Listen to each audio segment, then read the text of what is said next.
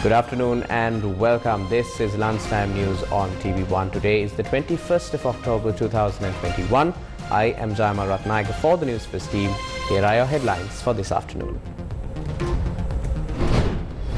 Schools reopen after 6 months. Certain teachers abstain from attending academic activities.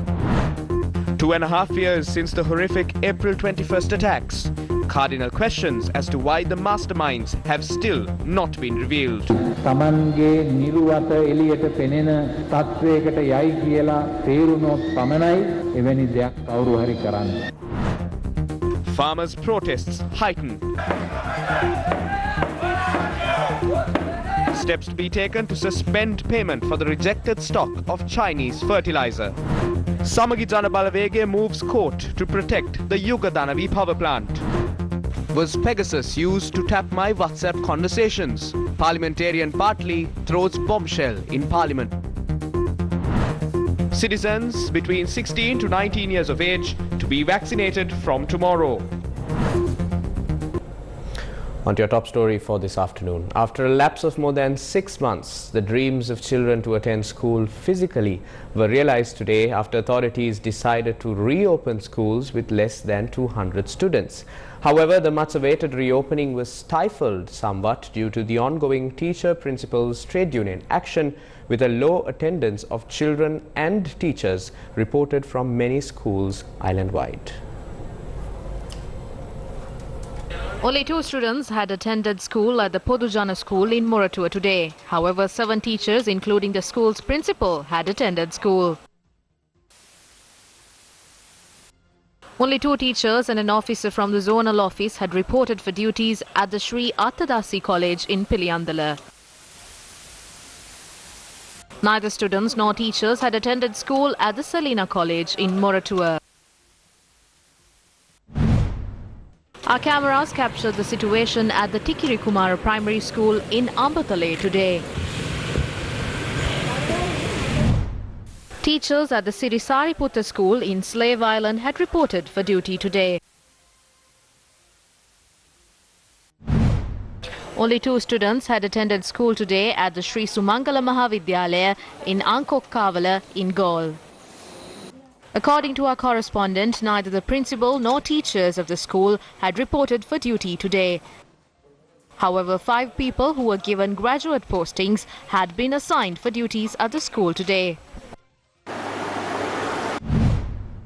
Low attendance of students were reported from schools falling under the purview of the Polonnaruwa Education Zone in the North Central Province. 1 student and 3 teachers had attended school at the Palugastamana East Primary School in Polonnaruwa. No students attended school at the Vijayabahupura Primary School today. 1 student had attended school at the Aswaduma Junior School in Kurunegala, while only 5 students were present at the Hindu School in Kurunegala. No students were present at the Alakoladeniya Junior School today. The gates of the Aswaduma Junior School and the Alakoladeniya Junior School were locked and the classrooms were closed.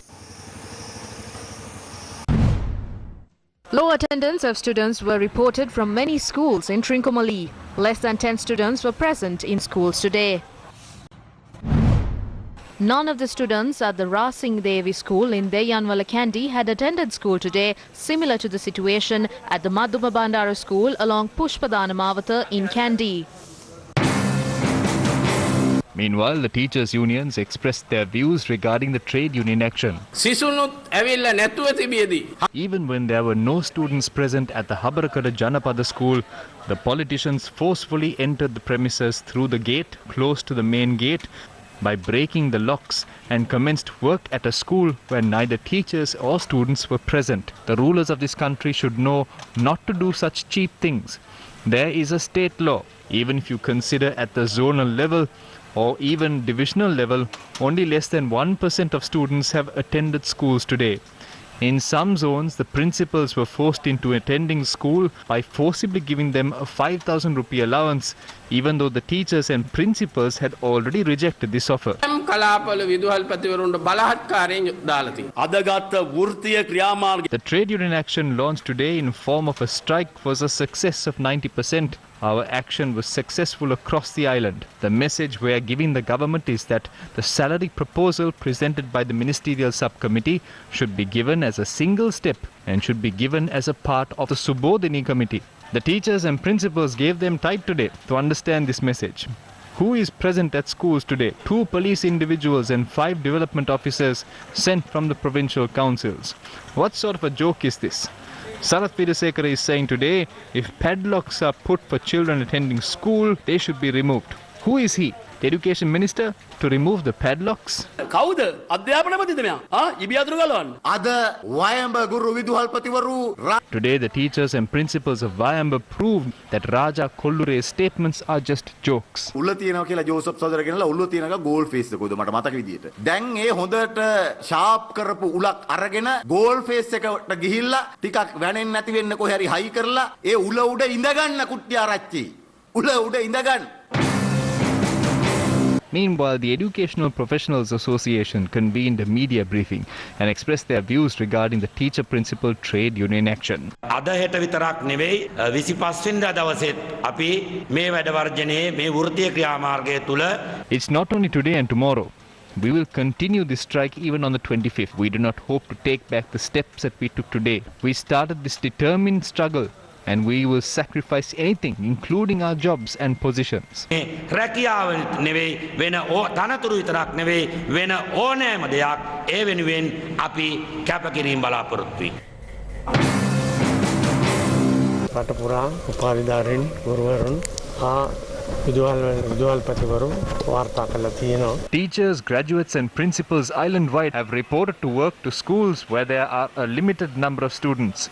We are carrying forward our work. දැන් මේ වෘත්තීය සංගම් කියන තව පිරිසක් කියන 25 වෙනිදා වුන් වාර්තා කරනවා කියලා සේවයට කොහමද ඔබතුමාගේ අදහස? Various trade unions have given us dates on which they will return to work, but the government has opened up the schools around the island and we have begun our. On to another story that made headlines this afternoon. A special service was held at the St. Anthony's Shrine in Kochikade to remember the victims of the horrific April 21st attacks. It was held under the patronage of Archbishop of Colombo, His Eminence Malcolm Cardinal Ranjit.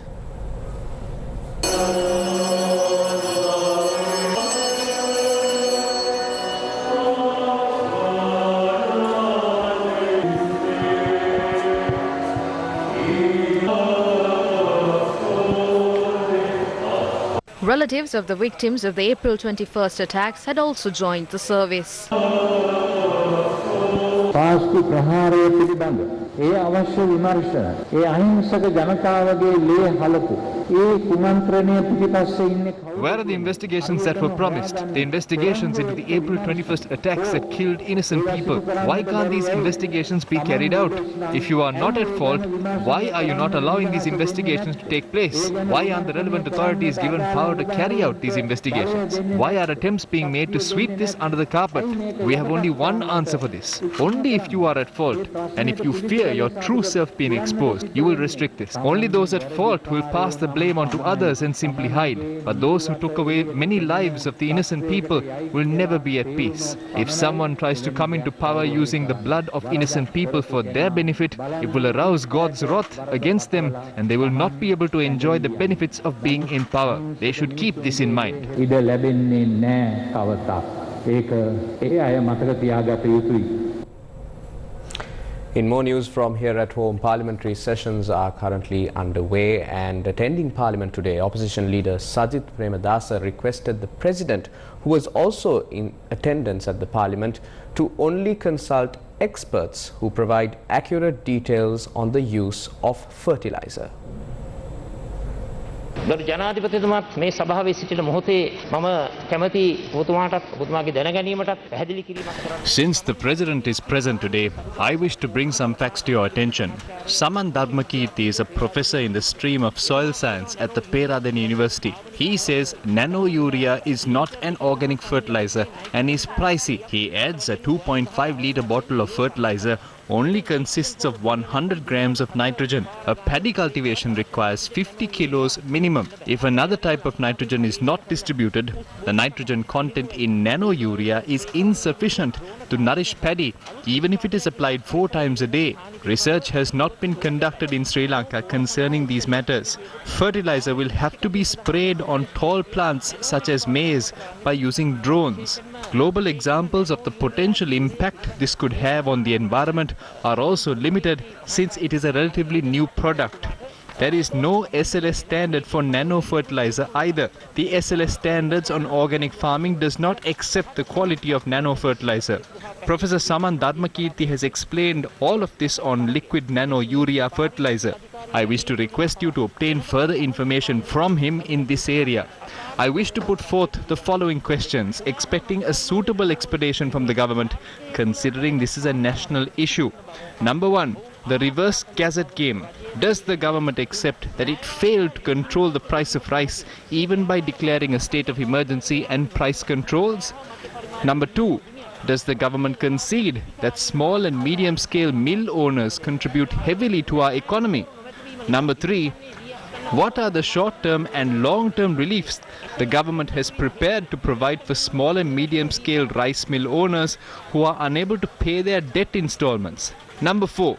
Has an estimate been made on how much harvests will drop due to the unavailability of chemical fertilizer in the country?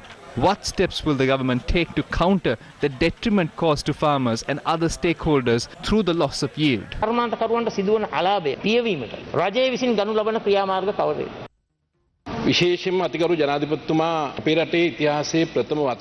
This was the first time in history the President declared a state of emergency to protect consumers. State of emergency was usually imposed to eradicate terrorism. This was done with the genuine intention of safeguarding consumers. If these steps had not been taken, consumers would have purchased goods at higher prices than now.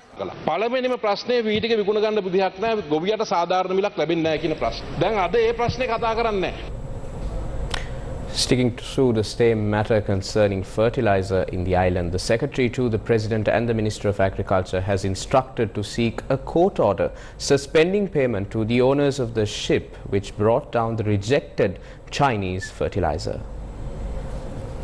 The State Ministry of Agriculture said all necessary documents with regard to the forthcoming legal action has already been handed over to the Attorney General. The Chinese company had ordered 99,000 metric tons of organic fertilizer. A consignment of 20,000 metric tons was brought to the island recently. However, the State Ministry of Agriculture said the stock of fertilizer was rejected as it was not suitable for the country. According to the letter of credit issued for the consignment, 75% of the value of the consignment will be credited to the Chinese company. The State Ministry said as a result, legal action will be taken to temporarily suspend the pending payments until the investigation process is completed. The State Ministry of Agriculture added that although the ship has returned to Sri Lanka, the National Plant Quarantine Service has not reached a decision to inspect the fertilizer yet. Agrarian organizations continued their protests across the island today as well, demanding a solution for their struggles. Agrarian organisations of the Toranegama, Ihala Millava, Middle Lava, Hiripitiya, Hal Millava, Amunugama of the Anuradhapura district staged a protest in Hiripitiya today.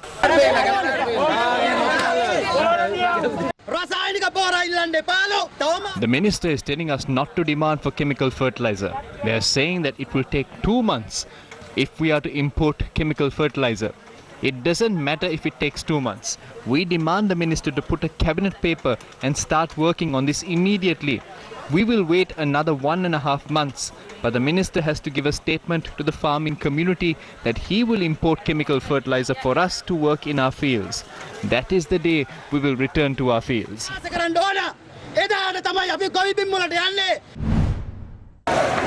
A protest organised by agrarian organisations including the Pubbogama Galkiriyagama Agrarian Organisation was staged in Pubbogama Kakirawa today. As a result, vehicular movement in the area was disrupted.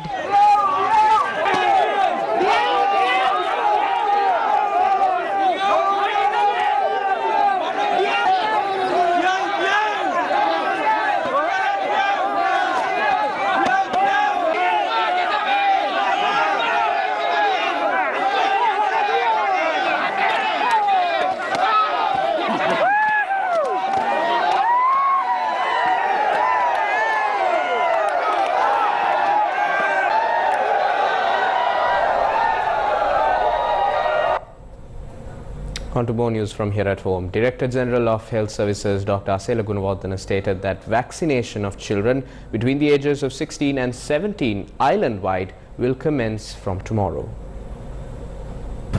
අවුරුදු 16 17 18 19 යන වයස් කාණ්ඩවල සියලුම පාසල් ළමුන්ට හෙට දිනේ සිට එන්නත් කරන ආරම්භ කරනවා ඇති.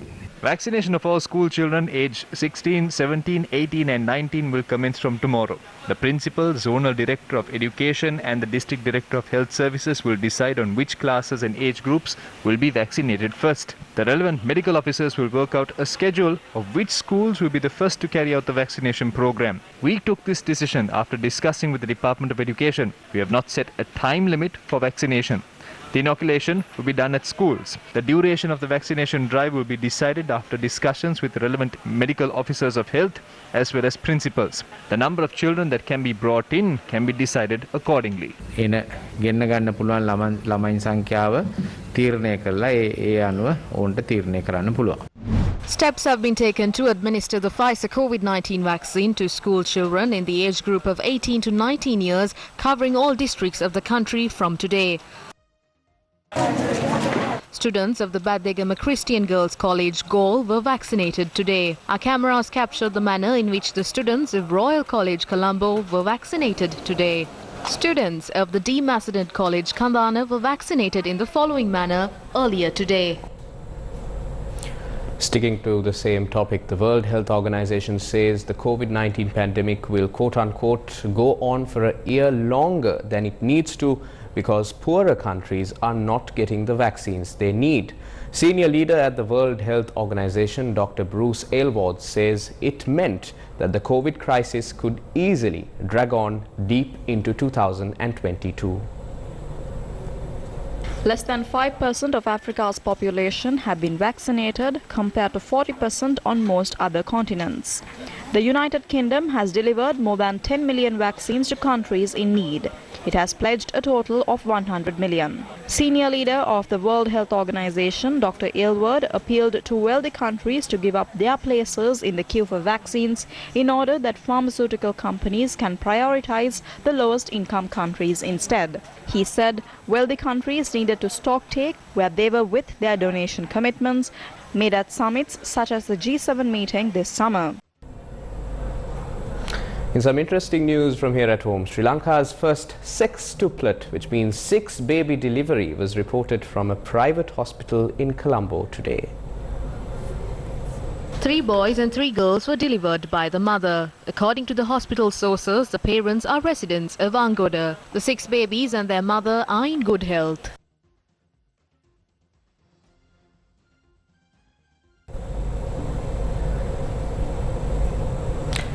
Shifting your attention to more news from Parliament. Partly Champika Ranamaka revealed in Parliament today that the CID had listened in to his WhatsApp conversations without the permission of the court. The Samagi Janabalawege parliamentarian made this revelation while raising a question of privilege in Parliament today. I arrived at the CID on the 24th of September 2021. They asked me one question. The former Prime Minister's ministry had sent me a letter. The letter said to inform the public about the development activities carried out by that ministry. I was asked whether I chaired a meeting regarding this request with the secretary to the ministry and the management. I said yes, that is the normal thing. When this conversation was ongoing, I realized, and the officials said, that they have been listening in to conversations on my phone in 2018 and 2019.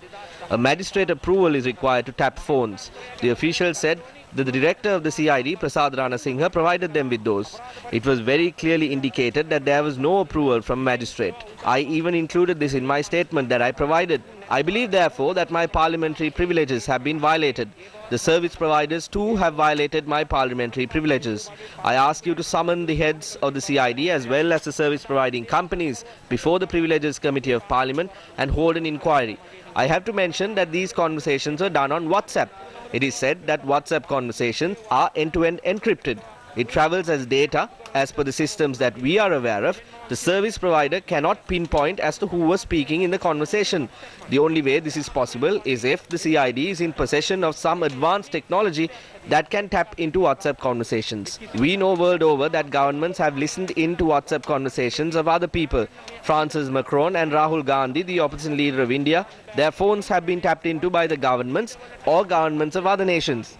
I wish to clearly ask, does the CID possess the Pegasus spyware that has been manufactured in Israel? If not, how are they able to listen into WhatsApp conversations that is not a traditional phone call?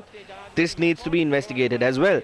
I make this request on the ministry in charge of the police as well as the Justice Minister. පරීක්ෂණ කරන්නයි කියලා මම ඉල්ලා හිටන විශේෂයෙන්ම අපේ civil ආරක්ෂක පොලිසිය බාර ඇමතුමා ඉන්නවා අධිකරණ ඇමතුමා ඉන්නවා එතුමන්ලාගෙන් මම මේ ඉල්ලීම කරනවා. The Samagi Janabalawege filed a fundamental rights application with the Supreme Court today, challenging the government's decision to transfer shares of the Yugadanavi power plant in Kerawalapitiya to an American company named New Fortress Energy Incorporated. General Secretary of the Samagi Janabalawege, Ranjit Madhuma Bandara, filed the FR application. The Prime Minister, the Cabinet of Ministers, the Cabinet Secretary, Finance Secretary, New Fortress Energy Inc. and the Attorney General were named as the respondents among 54. In addition, the FR application seeks an order to prevent the government from awarding the LNG supply contract to New Fortress Inc. The National Rights Organization also filed a writ petition in the Court of Appeal today against the government's decision on the same matter. It was filed by Venerable Bengamue Nalakathera. And with that, it's a wrap of Lunchtime News on TV1. For the Newsfirst team, I'm Jama Ratnayaka. Do remember to stay safe, take care and have yourself a good day.